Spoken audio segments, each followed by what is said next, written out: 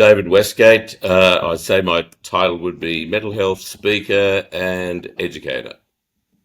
Can you tell me a little bit about your own mental health journey? Yeah, sure. Look, Michael, in a nutshell, I worked in advertising for 35 years, um, totally oblivious to the fact that I lived with bipolar 1. I wasn't diagnosed with the illness till I was about 48, and I'm 67 now. And about 10 years ago, I started really getting involved and passionate and understanding my mental illness and talking on behalf of institutions over here. And I suppose the word be advocacy. Um, and I've managed, I'm heavily medicated. It took me a long while getting the meds right, but I'd say probably for about the last 4 or 5 years, I have been very good, travelled on a very level playing field, which for people with bipolar is absolutely divine thing to have. Yeah, and I was diagnosed with bipolar disorder too when I was 37, so I was older in life too. So did it feel like it was more like a aha moment when you finally got that diagnosis? Well, it's funny, my wife and I were talking about this the other day, and she used to come along to a lot of my meetings with the psychiatrist, and I said to her one night, I said, "Oh, look," I said, I clearly remember when I was finally they gave me the diagnosis that I was delighted." Excuse me, because I knew that I could, pursue a course on getting healthier and all that sort of thing. And my wife said to me, and it's interesting how the mind was, but my wife said to me, "Are you kidding?" She said, "When the doctor said you have bipolar 1, you cried like a baby." So, look, I am hugely, with retrospect, I'm hugely pleased that I got a diagnosis, that I could start finally dealing with it. But apparently at the time, I was not a happy camper at all. I think I wasn't expecting anything quite so well. I didn't know much about bipolar. So to have sort of a tag of, well, you've got bipolar sort of really threw me. What is it like taking your experiences and helping others? Well, I find it incredibly therapeutic. I really do. I spoke for 10 years for one of the leading mental health institutes over here. I make my living out of training and speaking. And every time I do, people always say, "Oh, thank you very much. You're very brave. It's amazing that you share your story and all that." And I always find, well, firstly, I'm not brave because I'm 67. It's not going, my being open about mental illness is not going to impact my career or anything like that. Um, but I find it incredibly therapeutic. I'm really passionate about mental health and mental illness. I like to learn as much as I possibly can. Um, so I find it incredibly liberating. And for me, I was looking forward to this conversation because of how open you are with bipolar, because it always makes me feel good that I'm not alone and I don't have to face it alone. Do you feel that talking to other people with lived experiences helps you? Yes, yes, it does. Look, I've got probably a very um, tight little group of people that I probably talk very openly with, um, and we have very black comic discussions, things that you could not talk about in public, but we all understand because we've all been there. Um, so I do, but I think in a way, I think we find it's just really nice to be able to talk with people who really, really, really get it. Because, and this is not a shot at anybody, but if I never had a day's mental illness in my life, just getting my head around somebody that suffers from anxiety disorders or depression, I think that's asking a lot of somebody. Because if you've never been there, you tend to probably underestimate it and go, oh yeah, anxiety, it's a bit too much worry. Depression, yeah, that's when people are overly sad. When of course there are a lot more than that. But I think for somebody to try to even begin to imagine what something like bipolar must be, or worse still, dealing with schizophrenia, I think that's a lot to ask of people. So when you're dealing with people who may not necessarily have had exactly what you've had, but have just experienced mental illness that's been really quite incapacitating at times, it really makes the conversations deeper, richer, and I find a lot more entertaining at times. So, what are the trainings like? Well, I do a training which is called mental health first aid, which I think now is pretty much around the world. Yeah. I'm an instructor in that. I've probably done about, I don't know, 180 or 190 courses in Oh, wow. that. Um, but then I also do training. Like companies will go, well, look, we don't have time for 2 days. Could you put together something for half a day? The trainings, I have a basic philosophy that you can't help educate people and you can't open their minds if you don't entertain them. And so I try and make it very obvious to people that this is a subject that we can laugh about without trivializing the issue for people.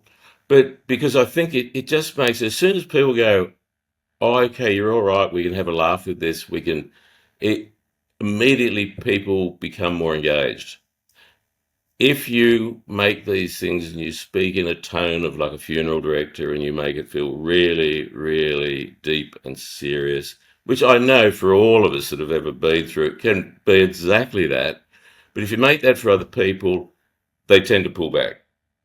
So I find, look, quite honestly, I'm blowing my own trumpet here, Michael, but I think most of my reviews say like was really entertaining and engaging, and that's what the other big thing, and I always say to people, whether it be the start of a talk or training, is going, I want you to walk away with some really simple, practical tips for your own welfare and that of being able to talk to other people. That's what I want. I don't want you to walk away feeling like I'm now a professor in mental health. I want Right. you to walk away and go, oh, look, that's a lot more common than I thought. And it's a lot more practical. I can do things in this for myself or for other people. And my goal is to do more public speaking, but I'm a little, nervous doing that. But what is it like for you to be out there speaking? In a way, I worked in advertising for 35 years. You do a lot of, not what you really define public speaking, but you do a lot of speaking because you're doing a lot of presentation work, selling ideas and things like that. Um, my work now, don't get me wrong, you still get nervous before you're going to make a talk, but I find once you relax into it, it's absolutely enjoyable thing to do. And I think half the thing is once you get over that initial start of like going, oh my God, I'm going to be terrible. And once you realize that you go, especially when the subjects we talk about, people are not there to see you be slick. They're not going, I'm here to see Tom Robbins, and I've paid good money for it. I want to see something amazing. They're going, I'm here to see Michael, and Michael's got this amazing experience that I don't know much about. And when Michael shares a bit of his story, but also more importantly, what do I learn from this? That's what people want. So they don't want slick Michael. They want going, here's real Michael. And if Michael stuffs up every now and then, I think people are relieved because they go, well, I can forgive that because I haven't got the guts to be out there. So that's my attitude to it. If you stuff up, so be it. Make a joke of it. Like people are not expecting that. They're not paying $400 a ticket to come along and see you. Or if they are, you do very well. Because that's what I was thinking, because it would be more raw and just me. I'm not Tony Robbins, so it would be a little more normal, like just a normal dude. Yeah. Yeah, but that's what people want. I don't. If you said, "Hey, I'm doing a webinar," and I come on and I go, "Wow, it's like you're a different Michael, and you're really slick, and you're dressed in a suit, and you're doing it all." You're going, "Yeah, yeah, yeah," but where's the Michael I know? That's the guy I want. That's the beauty of people with lived experience. You want to hear about the experience. You don't go to see a performance. Right. And you talked earlier about your wife. What are some of the things you've learned from her? Ooh, well, amazing patience, quite honestly. You know, you. I often say at talks, you're going, the people that care for people who are unwell are the unsung heroes. The families, the friends, the colleagues that endure stuff. And let's face it, when people outside they go, "Oh, poor Dave, how's Dave going?" And nobody ever says to your partner or your colleagues going, "How are you going with Dave?" So one thing I've learned is amazing um, respect, love, um, but and also I've also learnt that when I've been at times I've been anything but like that. I've been totally self-absorbed. And while that's probably a pretty natural thing for anybody going through a relatively serious illness, whether that be mental or physical, but also you tend to forget about everybody around you and it's all about yourself. And I know, being realistic, I've caused a fair bit of pain in my life, and the people that hang by you, the friends that stick by you through thick and thin, they are gold. They are absolute gold, those people. And when you are well, they need as much rewards as possible.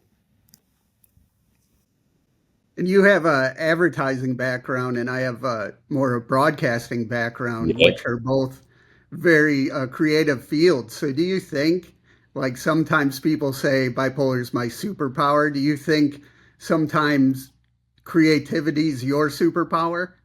Um, yeah, it's a really interesting thing here. Um, I always wonder, I think I'm creative by nature. I think that's just part of my makeup. Yeah. I look back at certain members of my family and go, wow, amazing people. Whether or not bipolar's played any role in that, or whether it's been detrimental to that, I'm not sure. And I think I got a feeling, Michael, I'm not trying to blow my own trumpet, but I think I'd be just as creative and certainly far more productive if I'd lived without the mental illness. Yeah.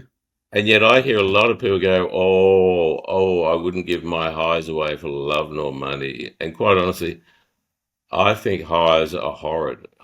Yeah. They're the times you're destructive. They're the times you hurt the people surrounding you. They're shockers. And And quite honestly, I think a lot better. I think I'm a lot clearer and a lot sharper and a lot more productive when I'm just boringly normal. I've heard people, Stephen Fry, the English comedian, going, "Oh, I'd be nothing without that." But here's a man that at the time he said that, he'd had three attempts in his life. I think Stephen Fry, I don't think his brain's going to dissolve into salt because he's well medicated. I think, if anything, Stephen Fry is going to bloom and be even better. So I'm not big one on going, yeah, yeah, yeah, mental health's great for your creativity. I go the other way. I think Vincent van Gogh would have been just as great an artist Right. without all of that. What do you do to help your own mental health? Oh, all the basic boring stuff. Um, eat well, My wife's a fantastic cook. We eat, don't get me wrong, I'm not averse to having a pizza or a burger or chips, but we eat pretty damn well for the majority of the week. We don't hit the booze too much, and yet, but on the same token, I enjoy a good drink. I know I shouldn't, given the medications and stuff, but yeah, you got to live your life how you want to live your life as well. Um, a bit of exercise. My dog demands at least a walk every couple of days, so that and for me, sleep is paramount. I got to I got to try. I know that if I go a week with really poor sleep, I'm in danger of possibly going off like that. So I really, really watch my sleep. I want to ask another thing about the training. Do you Sure. when you do the training, do you see people being more open about mental health after the training? Yeah, I think there's a really fascinating thing. Um, well, if you do an hour's talk and you ask for questions, it's really quiet because people go, I don't want to be the first person to ask a question about mental health because they're all going to go, whoa, what's wrong with Michael? But once you, and I always joke and say, I don't get paid till I get at least three questions and I'm not leaving. And so you do get them. And then that sort of, sometimes then you get an avalanche of questions, but you'll always get people hanging back later who want to speak privately. But I do, when you do like the training, if I'm doing a 2 day course, I can almost set a clock to when people start sharing.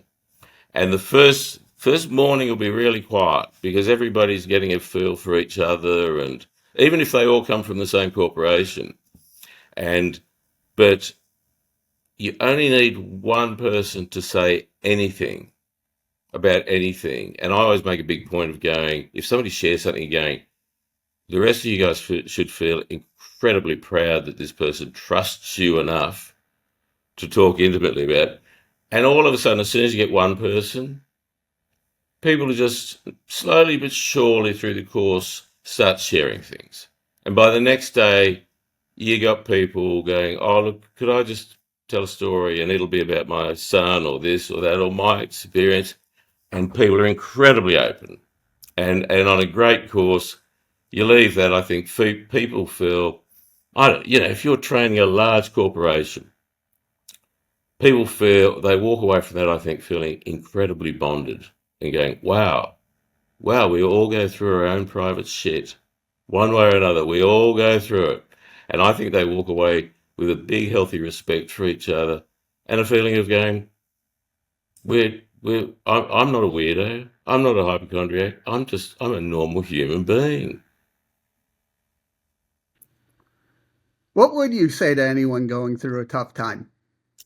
Uh, hard though it may be, but and I've seen this quote. Um, a lot of people supposedly have said this. I don't know who said it, but if you're going through hell, then it's best to keep going.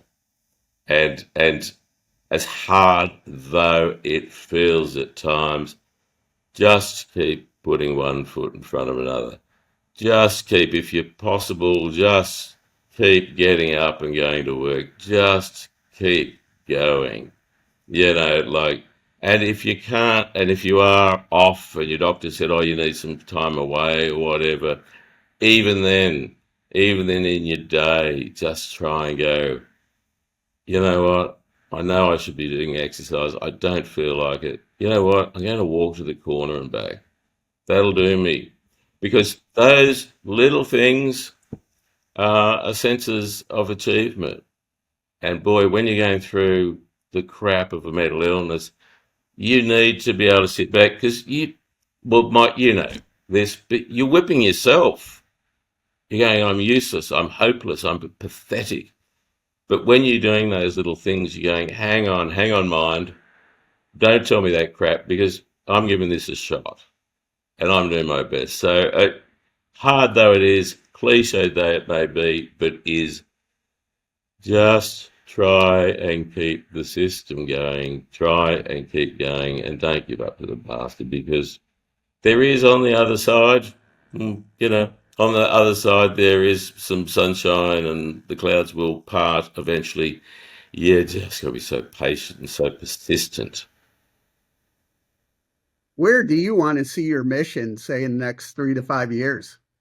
Ah, I can tell you that. I have a mental health initiative in Australia. Uh, 28% of the population live in what we define as rural, regional, or remote Australia. So there's a lot of population living outside the big urban, the big cities. Um, but as you leave the cities, and this is, I don't know, this is probably true of the US too, but as you leave the cities and get further and further into the countryside, the mental health services dry up. There's far less. The people become tougher and they go, I don't need this crap. Um, and sadly, the suicide rates soar. And like, I don't want to bore people with details, but in Sydney, if the suicide rate per 100,000 people might be 7 people, you could go to like a far western town in New South Wales, in my state, and that figure will be closer to 28 people per 100,000. So it flies through. And I've just developed an initiative based in pubs that's really simple, and that's my mission.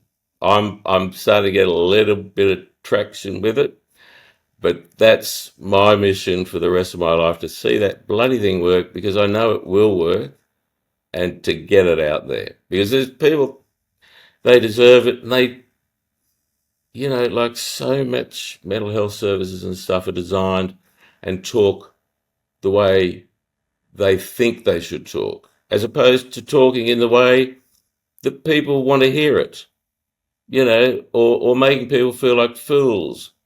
And this thing doesn't. And yet it's got backing.